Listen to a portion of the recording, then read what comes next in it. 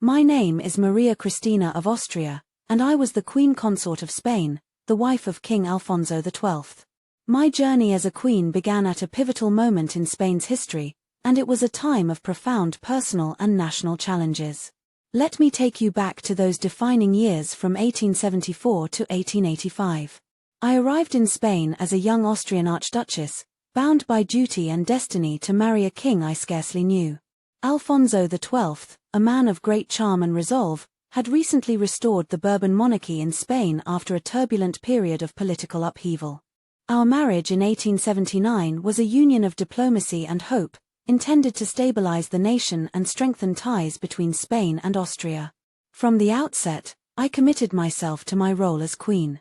Spain, though beautiful and rich in culture, was a land fractured by political division, economic hardship, and regional strife. My husband worked tirelessly to unify his kingdom, often at great personal cost. I supported him as best I could, striving to be a source of strength and guidance. I focused on charitable works and fostering goodwill among the people, particularly through initiatives aimed at education and the welfare of the poor. The court was not without its intrigues and challenges. As a foreign queen, I faced skepticism and resistance from some quarters. I had to learn the nuances of Spanish culture and politics quickly, for there was little room for error. Yet, I found solace in Alfonso's steadfast devotion and in the love of our growing family. We had 2 daughters, and I was carrying our 3rd child when tragedy struck. In November 1885, Alfonso XII, my beloved husband, succumbed to tuberculosis.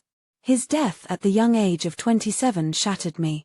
I was left a widow and regent for our unborn child in a nation once again teetering on the edge of uncertainty.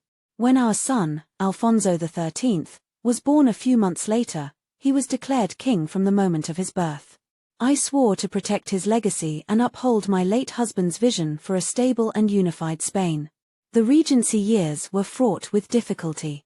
I had to navigate a complex political landscape, balancing the demands of conservative and liberal factions while ensuring the monarchy's survival. It was a delicate dance of diplomacy, resilience, and unwavering commitment to my children and my adopted country. I leaned heavily on trusted advisors but always sought to act in Spain's best interest. As I look back on those years, I see a woman who grew stronger through adversity. My heart bore the scars of personal loss, yet my spirit remained unbroken. I was a queen, a mother, and above all, a steward of Spain's future. My story is one of resilience and dedication, a testament to the enduring strength of the human spirit in the face of profound challenges. Though my reign as regent ended when Alfonso XIII came of age, the legacy of those years remains a part of me. I am proud of the role I played during one of Spain's most turbulent periods. My hope is that history remembers me not just as a queen, but as a woman who loved her family and her adopted homeland deeply, and who did her utmost to serve them both with honor and dignity.